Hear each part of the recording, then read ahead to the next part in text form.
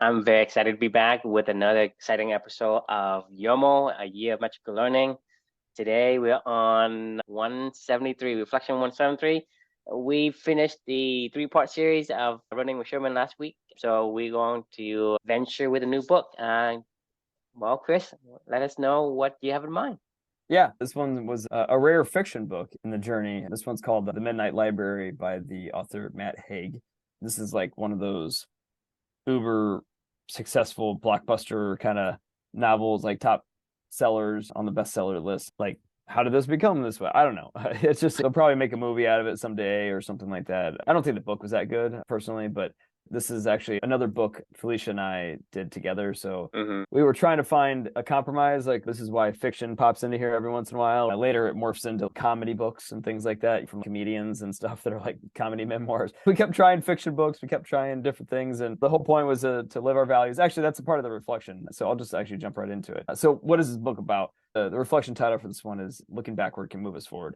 So this book is about the Midnight Library. This lady named Nora Seed is the main character of this fiction novel, and she wants to kill herself. I mean, I'm not going to spoil this because it's a fiction novel. She kills herself. And when she kills herself, she goes to this place called the Midnight Library. Instead of dying, it's kind of like a purgatory. So in this Midnight Library, she has every book that she pulls off the shelf. It can be whatever life she wants it to be, and then she can go back and try to live it and try to find a better life if she wants to continue to live. So she explores a lot of different lives of, like past regrets and, like what if I had married this guy instead of this guy, or what if I had stayed swimming and became like an Olympic swimmer, or what if I had, it's like all the what ifs and it onlys and if onlys, like, from the power of regret, right? She gets to go explore these things and figure out if life's worth living, I guess, with, if her regrets were different or if her life was different or something like that. So I won't ruin the ending. Well, I guess I will. I mean, because I'll probably end up ruining it in the reflection, but anyway, so It's that's all what right. yeah, so that's what the book's about. It's about that's why it's called the Midnight Library. The Midnight Library is this I kind of mean, like how can you learn from the book unless you know what is going on, right? yeah, that's true. So Uh, it's going to be hard to understand the reflection if you don't give away the essence of what the book is about. And so I so think, for the sake of the lessons we can learn from this, I think you're gonna have to spoil it. yeah, yeah, I think, and I did in the reflection. Now that I think about it, though, it's like that's if this entire journey was all fiction books, this would probably be a bad journey. People would be like, man, I don't want you to ruin every fiction book for me, Like nonfiction, you don't really care because you're like, oh, beavers must dam. Like, I get it. Okay. Like I'll check it out myself because I want to learn about beavers some more. Some aha, where it's like, oh shit. Like, no, it's you're just learning about beavers, like there's a million different things that we didn't touch on. This is a fiction book though. So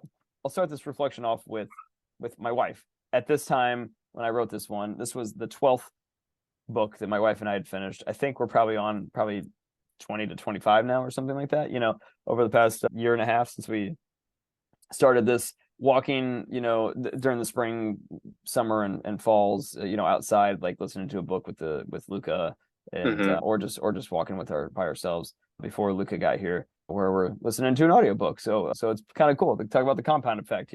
I wrote in the this reflection, we're officially that weird couple that people walk by and we're have a little Bluetooth speaker and we're playing an audio book as we like are walking around the park, and I have to feel like people are probably, when they walk by us, are probably like, what the hell, like they're the weird people, like, oh, here comes the people that are always listening to an audio book, like it's it's weird, you know what I mean, like most people just like, I don't know, it is unique and weird, but then I for me it's funny because when you're living your values sometimes, and it is counterculture. Like, you're put into a box with everybody expects you to do whatever they want you to do and whatever society, values and norms and rules are out there. When you live a life of intentionally trying to live your values and bring that out in what you do, this is the random weird shit that ends up happening where people are like, they're the weird people. And I'm like, no, you guys are the weird people. Like, we're just doing what we want to do, like, and expressing ourselves and enjoying our lives, and doing stuff that we enjoy and makes us happy. Like, Mm-hmm. you guys are the ones that are silently walking with your head down around the park. So, but beyond that, Nora Seed, as I was talking about, is the main character of this novel, and she is stuck in her life, and she, talk about living your values. She's unsuccessfully tried to seek validation from the outside world that her life had value in the beginning of the book, and she decided that her value was so meaningless in this world based off of the outcomes that she was experiencing, where her job sucked, her love life sucked, her career ambitions, her education, everything she wanted to do previously in her life and had set out goals for, just all sucked. And she was just like, you know what? I don't think my life has value. So she tried to kill herself.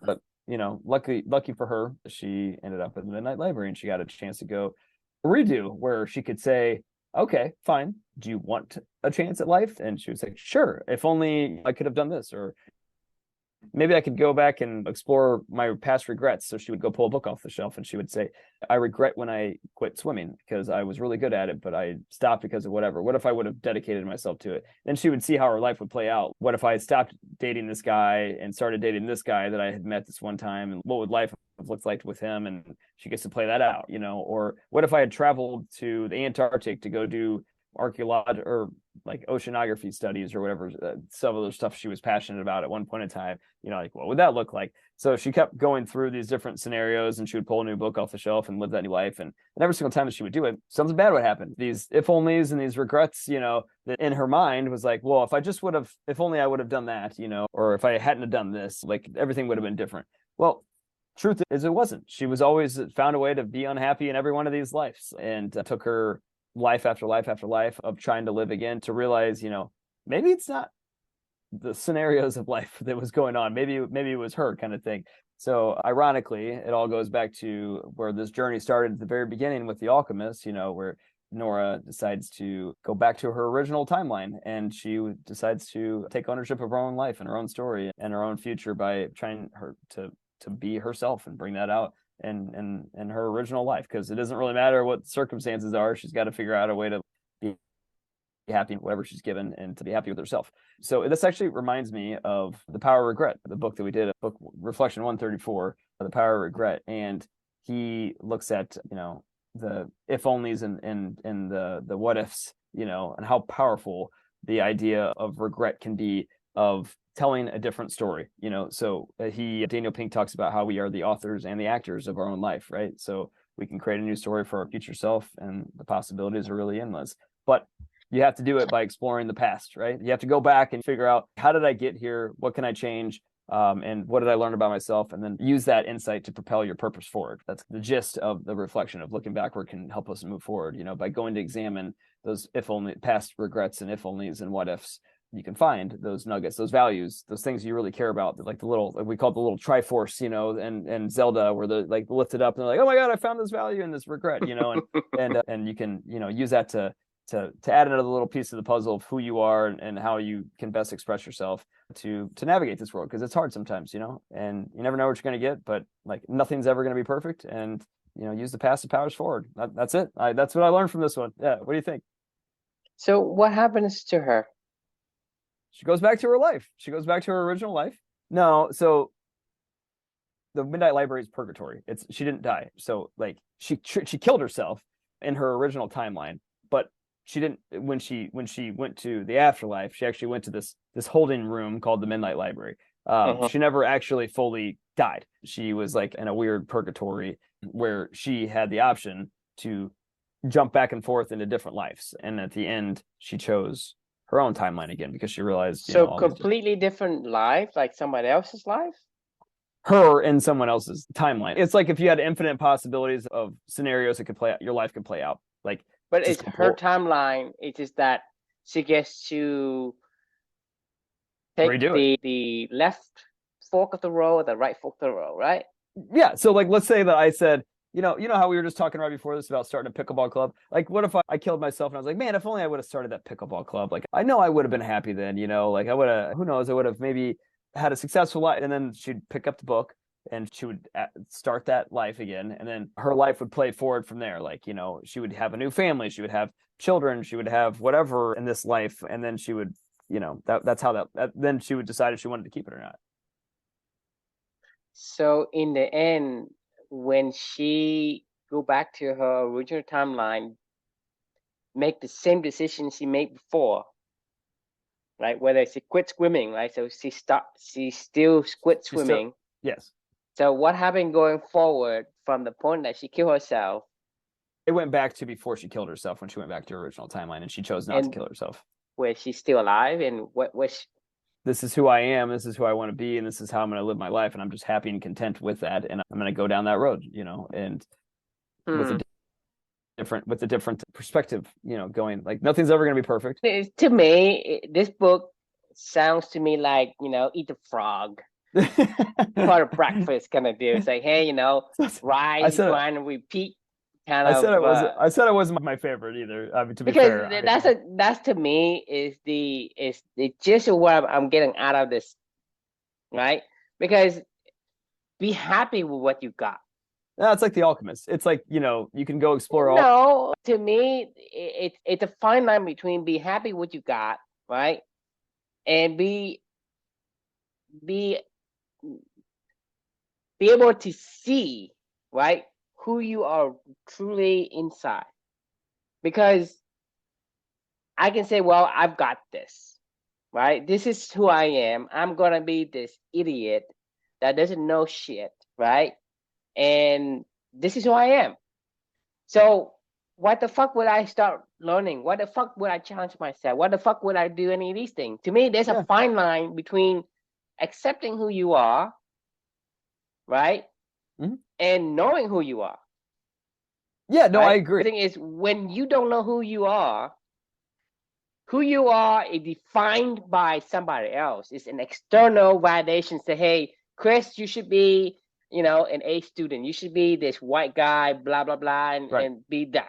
Or you say, hey, Chris, I'm a tennis player, right? I'm a writer, right? You define your own self, right? That's a true self, knowing yourself versus being who you are.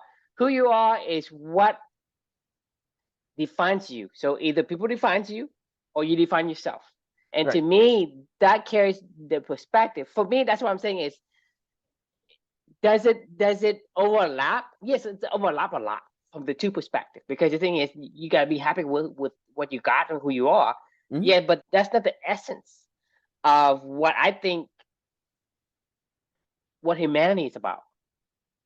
Right? Because like I said, I can be put into a place where I was told to eat the frog. And I said, well, I'm in this place where, well, this is who I am now because I've been here for the longest time.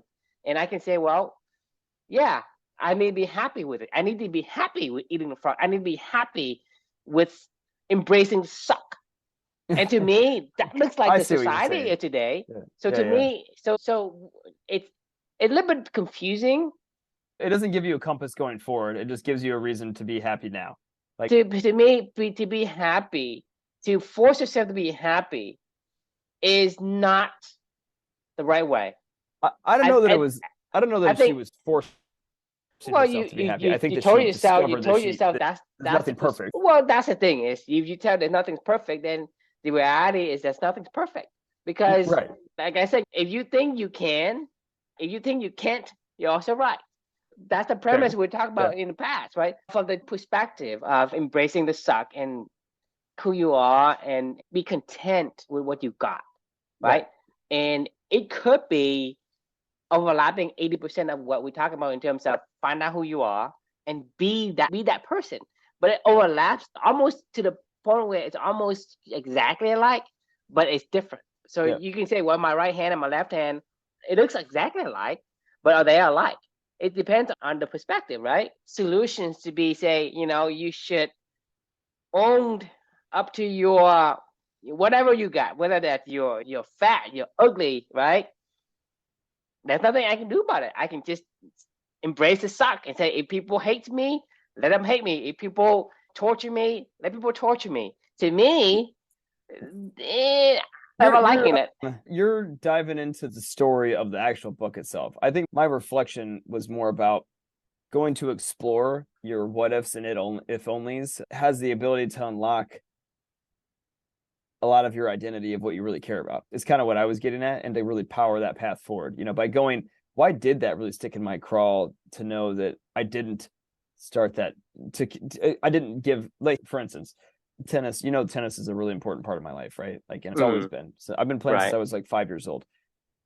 A lot of times when there's been many a times in my adult life where I've said, man, if only I would have taken tennis as seriously when I was younger and at the kind of more of the peak of my abilities and time that I had to go play, unending people and resources to go play as a youth in high school or growing up.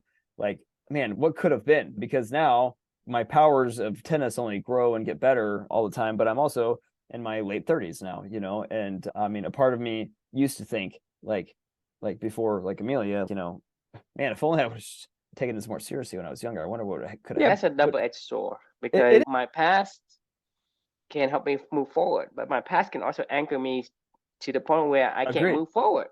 Agreed. That was what I was going to say, is what my reflection was about is I've stopped doing that. And I was like, what did I even love about tennis in the first place? Take that and do that. Don't worry about if it's tennis or not. What did I love about tennis? Or what did I love about, Right. So that's what I'm saying is, it's a double-edged sword. So you have to have I don't need tennis to be happy. Well, the thing is, so let's take the scenario of where we're talking about like your past, looking backward can move you forward, right? Right. Because that in itself is a double-edged sword.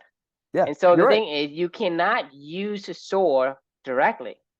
You have to have training before you use the sword. So you cannot use the past, right, for whatever you need to do to improve your future. You have to have training first. And to me, training meaning go back and do self-reflection first. Yes. Then go back and do the past, because you can take it, well, that piece of the past for me. And so to me, looking backward can move you forward only if you use it correctly. Agreed. I was going to pull up my notes from The Power of Regret.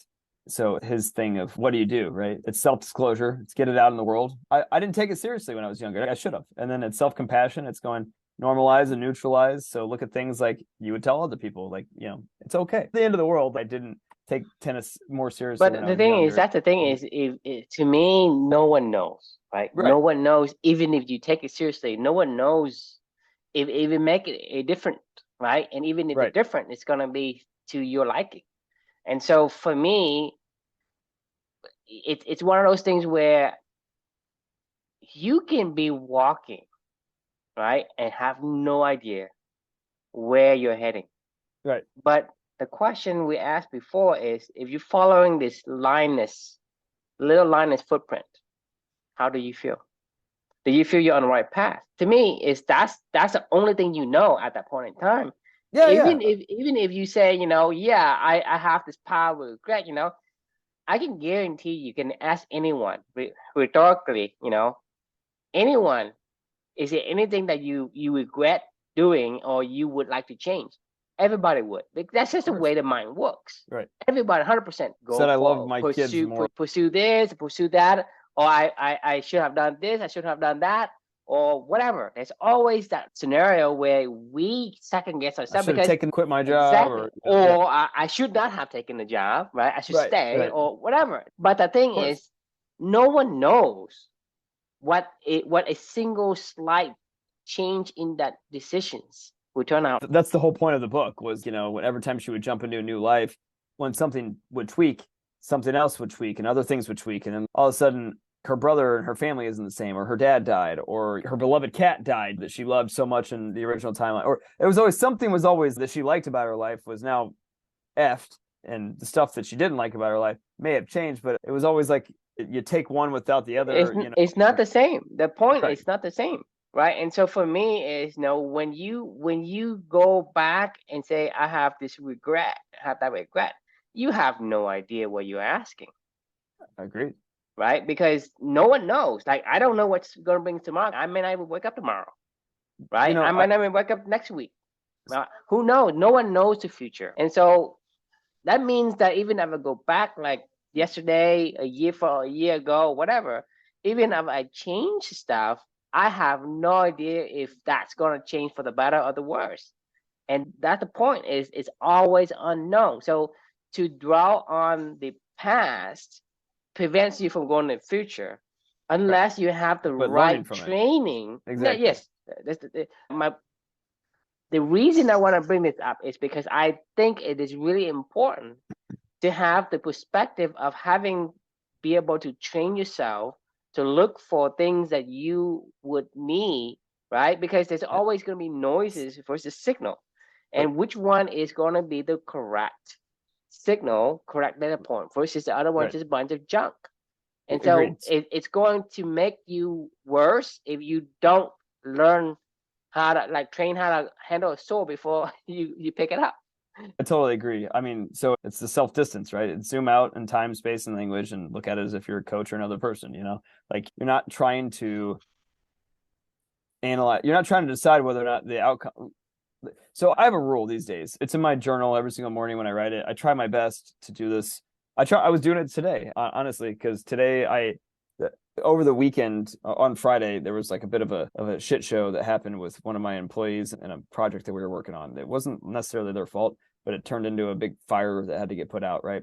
So one of the things I always tell myself these days, every single day, is I try to have like a clean slate every day. What happened has happened. I can't change it. I can learn from it and I decide what I want to do with that going forward. And I can decide, filter it through my values and filter, like, does this align of what I want to do going forward? Like I said, zoom out, zoom way the fuck out and act like you're the coach or somebody that's completely overseeing your life and go, okay, like, is this that important? No, it's not. Is it worth examining this? Like, what lessons did you learn? Okay, great. Now move on. Clean slate. Wipe it completely clean. You can't have the best day of your life unless you go into it with the right kind of mindset from the get-go, right? Yes. And so to me, this is where I rest my case in this, because you are actually training your brain to say, well, the past could help me, but in this case, I want a clean slate so that my past doesn't hold me back.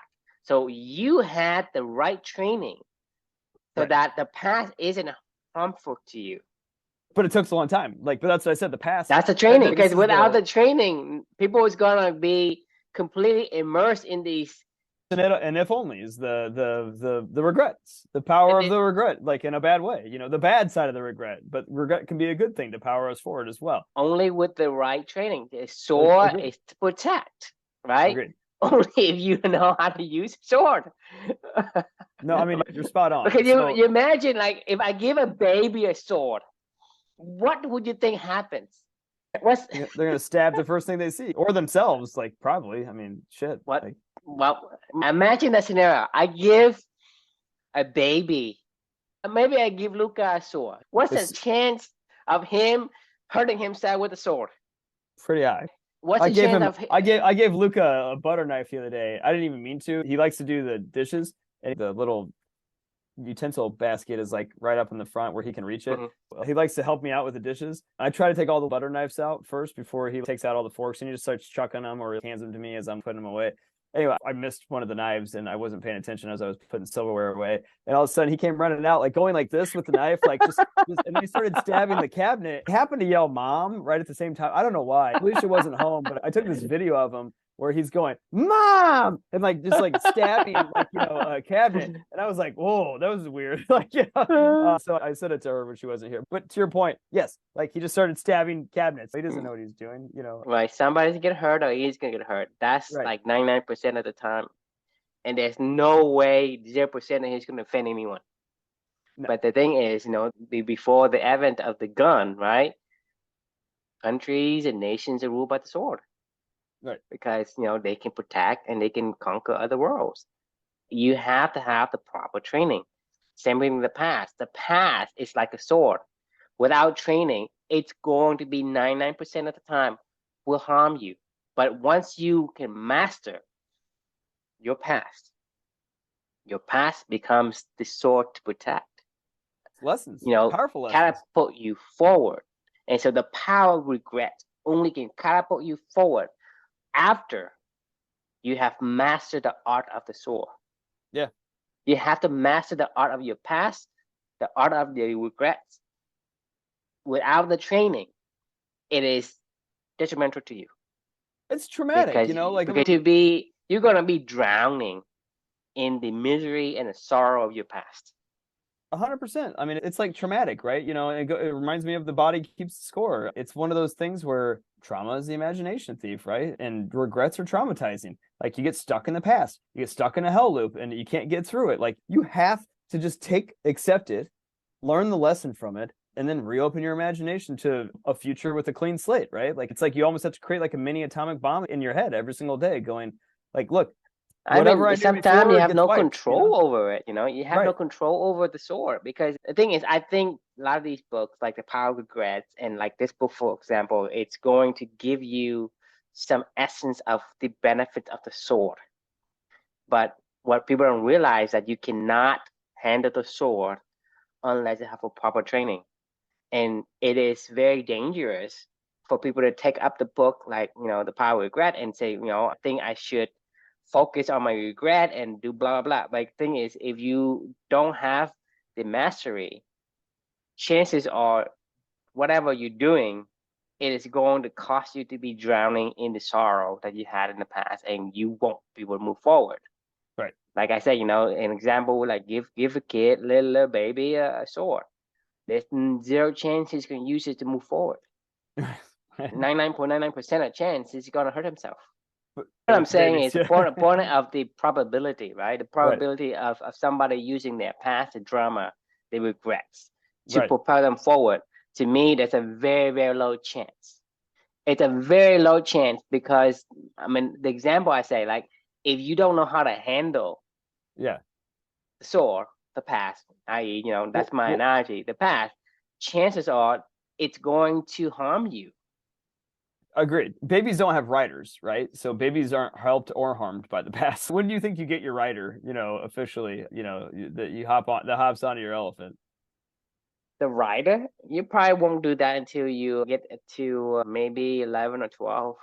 Okay, so you don't even get a passenger on your elephant until like 11 or 12, right? So Yes. like you're right. I don't have any regrets from when I was 8 to 10. Like, you know, I mean, there's nothing that I regret when I was younger than 10 years old. I mean, like the thing is, when I chopped down all of my dad's trees in the plantations, I mean, I have no regrets whatsoever. Right. Well, you I don't never remember it. reflect on it. I remember Right. it. Oh, I'm sorry. You don't remember, like, there was no event other than I just did it and like that was it. I just like did it. My parents was really mad at me, and I got a right. whooping. That's all I remember. And from that perspective, right, it's like I don't regret it. Okay, there's no emotions to that, right? It's like, oh, I feel bad. Oh, I feel good. There's no emotions to that event whatsoever. Because you're a blank slate every day when you're a kid. Like you just wake up and you do shit. You know, there is no thought of past or future. It's just literally I'm just gonna do shit today, and you're like, why'd you do that? I don't know. I mean, I just did it. Like you don't have a writer to even have regret. You know, like because that doesn't happen until later on. But obviously, there's got to be an evolutionary reason for the writer because it can power can keep you safe. You can learn lessons from it. But it that's also a can be caveat. bad. That's a caveat Right. that It can also be awful. Yeah. You have to respect the soul, have to respect your past, have to respect your regrets. Respect it, treat it with care, understand how to use it properly. Because if you make a mistake and you're untrained, you are going to be in for a hell of a life.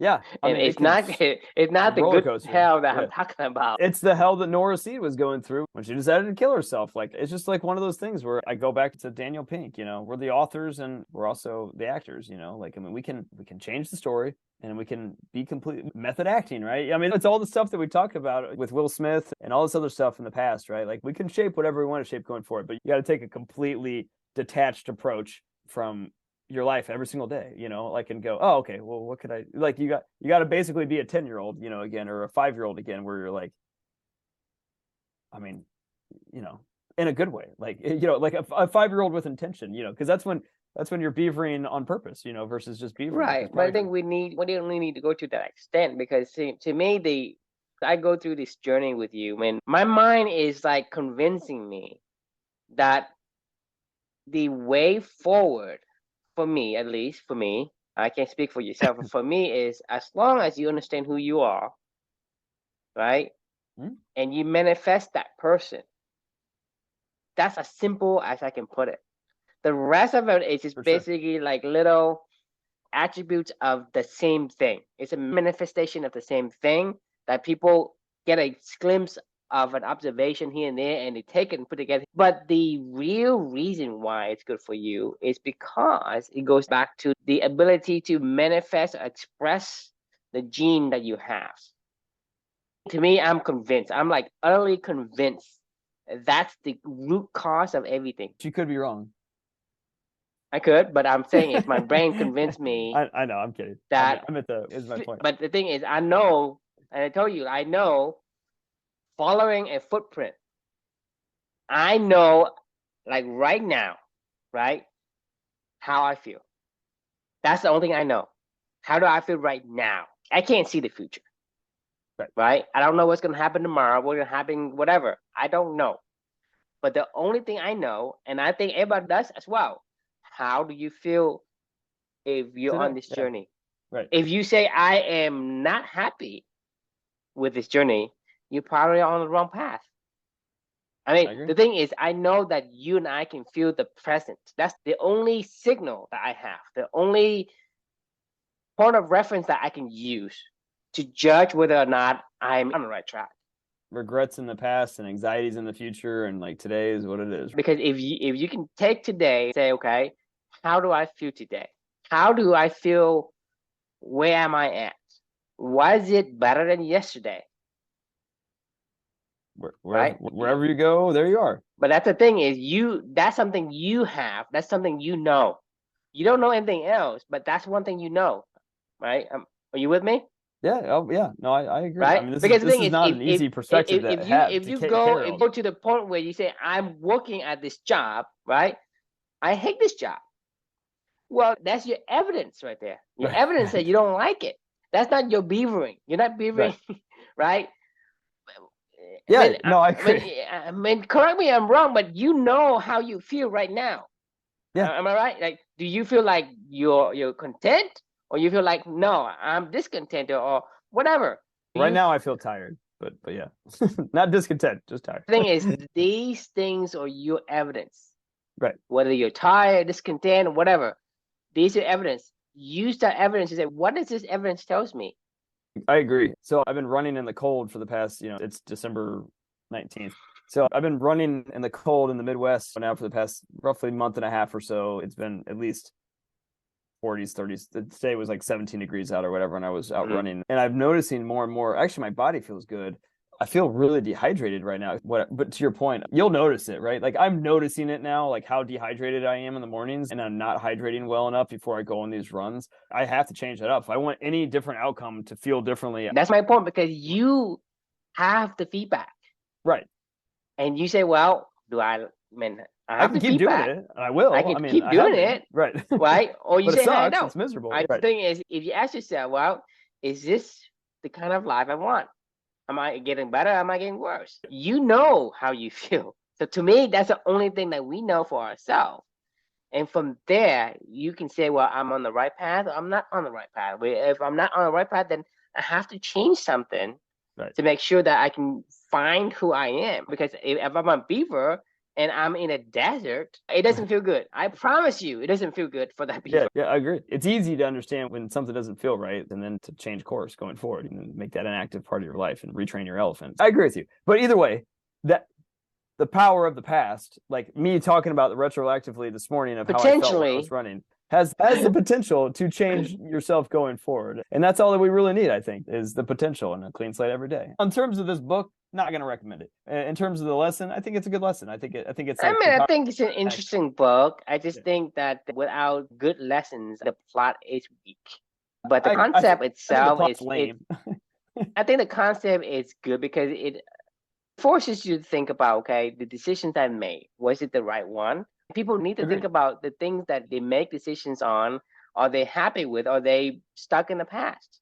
Or the decision they make, if they make the decisions using the same matrix that have been used before, and they get them to the same places where they feel the same hated feelings or whatever, then you know the matrix is wrong. The matrix of decision they used to make that decisions is wrong. And so I think the concept, I think, is a good novel concept that I would, like to see. I just think that, I don't know, I haven't read the book, but, from what I'm asking you is, what happens to her after she went back to her timeline and do the thing? What has she found out? What has she done? That's when the book ended. So we if didn't she know, had right? that book, So the Midnight Library at the very end actually collapsed, and that was when she picked up her last book and she went back to her original timeline, and that's how the book ended. We don't know what happened. yeah, I think it's a weak plot because the ending wasn't, they didn't give Right. you closure. Well, it Eat did. the, I mean, she went back to eat her the timeline, frog. but fair enough. All right. I'm officially exhausted for the night. So, what are your final thoughts for the reflection here? Any final takeaways? Takeaways, this is my warning. You cannot handle soul unless you have training. So don't try to peel off the past without having a way to deal with it. 100% agree. Read The Power of Regret. It'll give you a how-to guide on how to overcome that and then put it into action, because I agree with you. I think it's a really good point. The question we can leave for everyone is, what key insights would you discover to apply to your future story if you explored your past what ifs and if onlys? Something to think about, something to write about, something to reflect about. I look forward to seeing you all tomorrow. Yep, another exciting episode tomorrow, so stay tuned. See you. Good night. Night.